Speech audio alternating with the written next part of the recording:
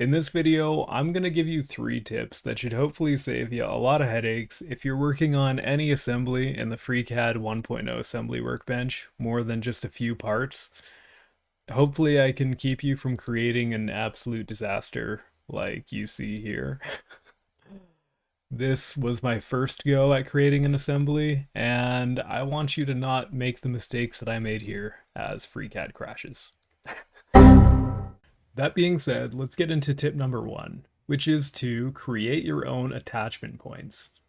Now, this isn't always necessary, but if you have a point where there isn't really a feature that lines up with where you want to attach the part by, or if you have a part where you know where it's going to be attached, but you might make changes to that model in the future, which is going to scramble all of the features, most likely, then you're going to want to create an attachment point yourself. Now, the way I like to do this is using the local coordinate system in part design. For example, we're going to create one at the base and center of this rail here. So we're going to create a local coordinate system with no attachment, and we are just going to place it. I know that this is 12.5 back.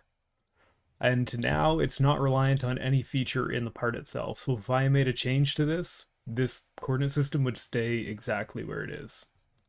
I'm going to do one more thing here to make life even easier, is I'm going to align the z-axis the way that I know I'm going to attach the part in advance.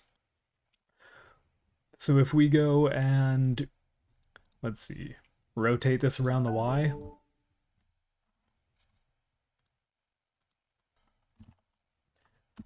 90 degrees. Now we have our z-axis already aligned along the rail.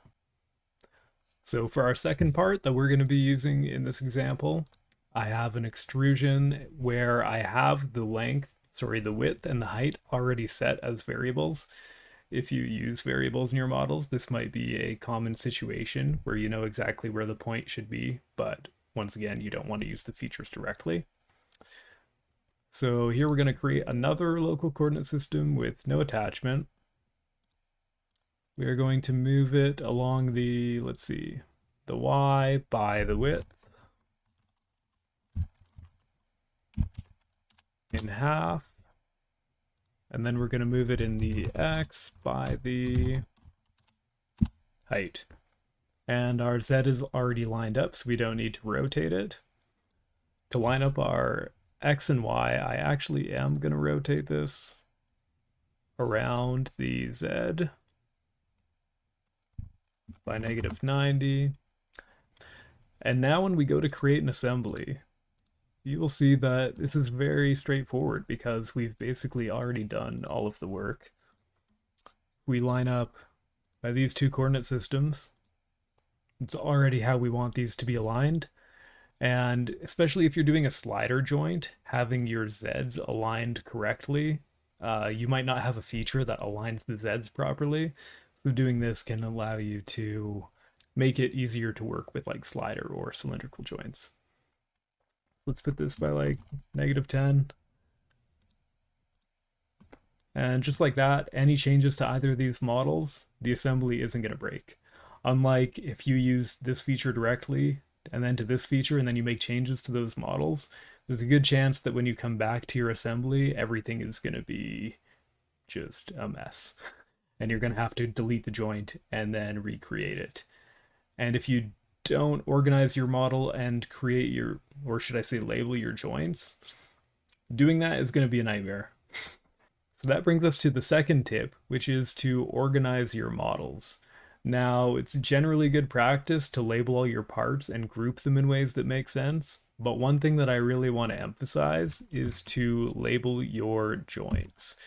Because when you have a big messy model like this with a ton of joints in one assembly, and you want to change, you realize that one of your distances is off, and you want to find that joint and edit it, good luck. Like, you're going to be going through and trying to see exactly which freaking one was that? Was it fixed 76 or 77?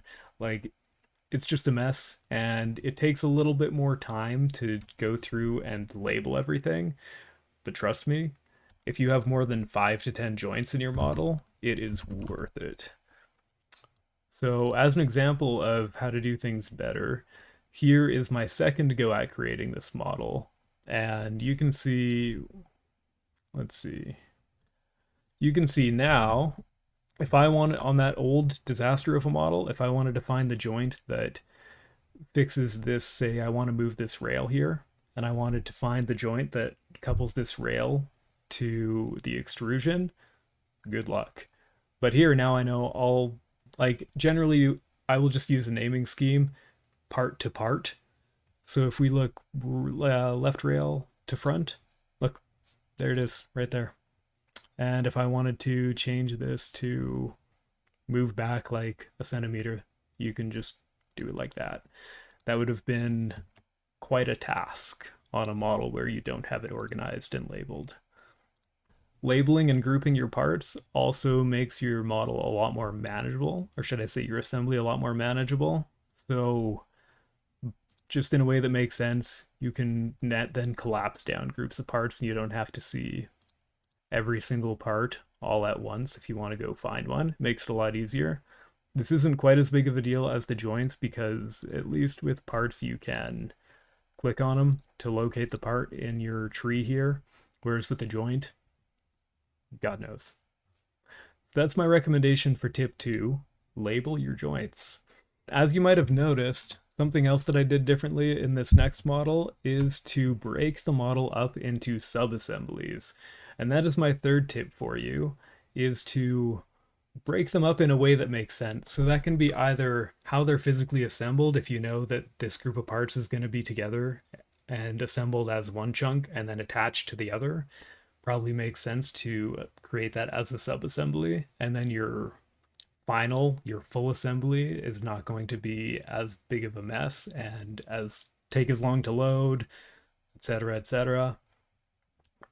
For me, the way that I did this assembly was to break it up into parts that moved as a unit. So for example, I have all of the frame and everything that's attached to it stationary as one part. The bed moves on the rails. The spindle moves on the rails. The carriage for the Z-axis moves on the rails. And so when I go to create a final assembly, it's going to be literally 4 sub-assemblies held together with 3 joints. So now, even if you make a breaking change to one of your sub-assemblies, when you have them broken up like this, it's going to be pretty easy to fix your final assembly. At worst, you're going to have to undo one joint and then remake it. But that is a hell of a lot easier than dealing with a mess like this. So those were my 3 tips that should hopefully make your life a little bit easier when working with larger FreeCAD assemblies. If you have any more tips for people, feel free to leave them down in the comments below. I'd appreciate it if you dropped a like and subscribed.